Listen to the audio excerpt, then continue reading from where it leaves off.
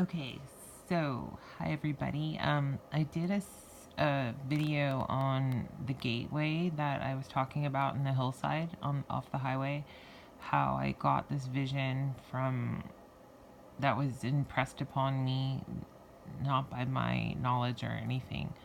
That I was in a burlap um, friar type habit, and it was brown, and it was had a white braided cord. So I think I got it from this book. I don't know, but there is no source from where it's coming from. But I did read about it first here, and I learned about it in this book called Destiny of Souls by Michael Newton, and it's a really super fascinating book about life between lives, and it's for people who pass on, and before they go to the next life they go through all the stuff in this book. But Michael Newton actually is a PhD. He's a doctor, and he's a hypnotist. So he hypnotizes people into past regression about their lives and what they have gone through in their past lives before they came into this life. So it actually, I used to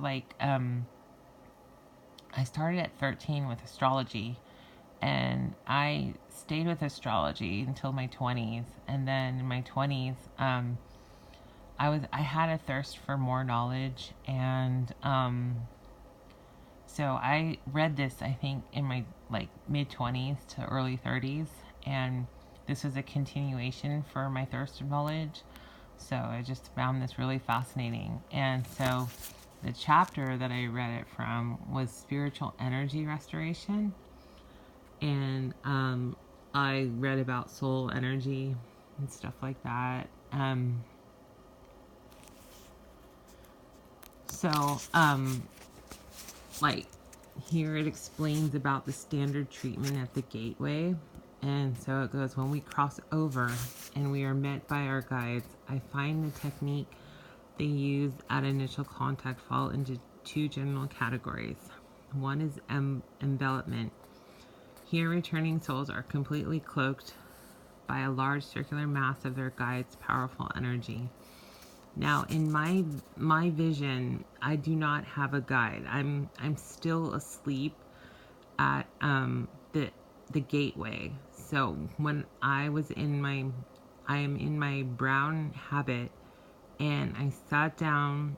There's like a transposition of like a dirt bench, but it's super wide and super long, like the shape of the hillside, and it's triangular. So I'm like literally leaning against it on the ground. I'm sleeping, and then you hear the humming and the buzzing of an old radio wave from like the 1950s or 60s, and then you see like the white line, and then you see it like interrupt, like you're turning it off, and all you can see is from me from the neck down, and my head is in the radio wave, literally. But you don't see me, you don't see my head.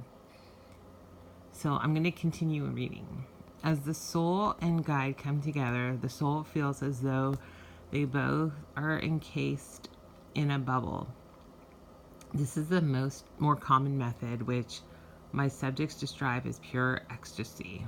Now, it wasn't me, but it was Dave Gone in my other vision. He was in pure ecstasy when I was tuning his voice. So, and I could feel what he felt. The focus effect. This alternate procedure of initial contact is administered a little differently. As the guide approaches, energy is applied to certain points at the edges of the soul's etheric body from any direction of the guide's choosing. We might be taken by the hand or held by the tops of our shoulders from a side position. Healing begins from a specific point of the etheric body in the form of a brushing caress followed by deep penetration. I just have to stop and interrupt for a minute. I have to say I've had many visional experiences, and the way I've read them, they all have the same story. Like, their story just fits with the standard of what people write about. And in mine, it doesn't happen that way at all. I mean, everybody has their own unique personal experience. I have to say to you, because mine, the way I thought, the way that I was reading, what I was reading, I thought it would happen that way, but it doesn't at all.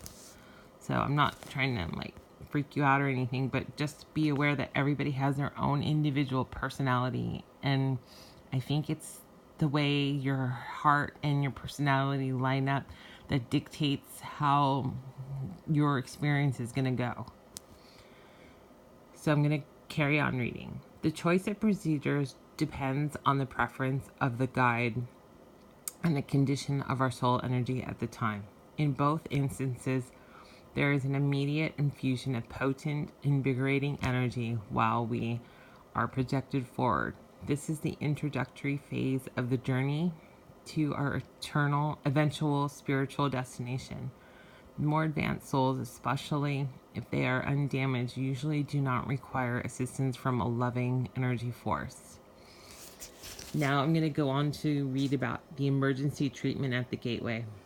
I think mine probably would come under emergency treatment because I am so like nervously like stressed out that I'm thinking because that's the reason, but I don't know for sure. But I know that I was given the vision that I was so exhausted that I needed recovering rest, mind and body. I mean, just everything needed a long, super long rest before I could even deal with anything.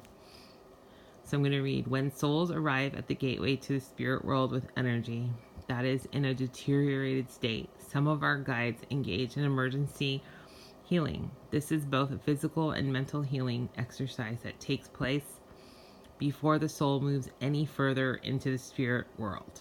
That would be me. One of my clients died in an auto accident in his last life where his leg was severed. See, that's where it differs. Everybody who's like in a like super acutely traumatic situation, and I totally think that I agree with this, that they need emergency treatment at the gateway, but I was really astonished that I would need it. But I could understand because it is like an emergency because I don't get enough sleep, even though I sleep all the time, but it's not the kind of sleep that I need. So I'm going to keep reading, but I'm just saying I totally understand and I totally support this, but it totally happened to me in a different way. First of all, I'm not dead. It's happening here on Earth. And second of all, I need a lot of rest. When I reached the gateway, my guide saw the gaps in my energy aura and proceeded at once to push the damaged energy back into place. He molded it as clay to fill, reshape, and smooth out the rough edges and broken intervals to make me whole again. Now, I just think that is just fascinating and amazing that this guide can mold and reshape energy. I never thought of that, ever. I know, like, when you look at time expands and contracts. So when you look at the clock and it says 9:17, and then you look away for a little sometime, but you don't think it's that long at all. And then you look back and you're like, whoa, time just like flew, We all have those moments, I think. And then sometimes when you look at the clock and it says, 9:18, and then you look back sometime later and you're like, whoa, did the time just like go get slower or something? Kind of like that. But that's fascinating. I just learned that, and that's new. Actually, I've already read this, but I forgot about this part, and I think it's absolutely fascinating. So I'm going to read again. The etheric or soul body is an outline of our old physical body, which souls take into the spirit world. Essentially, it is an imprint of a human form we have not shed yet, like the skin of a reptile. This is not a permanent condition, although we might naturally create it later as a colorful luminescent shape of energy. We know damaged body imprints from a past life can influence the current physical form of... Let me turn the page. Thanks for waiting. Some people, unless properly deprogrammed, so why not the reverse? There are souls who shed their body form completely at the moment of death. However, many souls with physical and emotional scars from life carry the imprint of this damaged energy back home. In terms of afflictions and soul healing, I learn a lot from the students as well as the teachers in the spirit world. My next case was a rather unusual one for me, where a student guide was unable to handle damaged energy properly at the gate. My subject in this case had just come off a difficult life after being blown up in an artillery bombardment during a battle in World War I. Wow, I just do not blame him. My heart goes out to this guy. But it goes into cases, and the cases are super fascinating, but I'm going to do it in another video.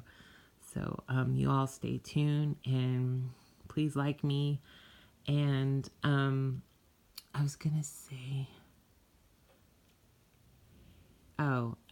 yeah. So I was just gonna do the cases separately. So you guys have a great night. Thanks. Bye.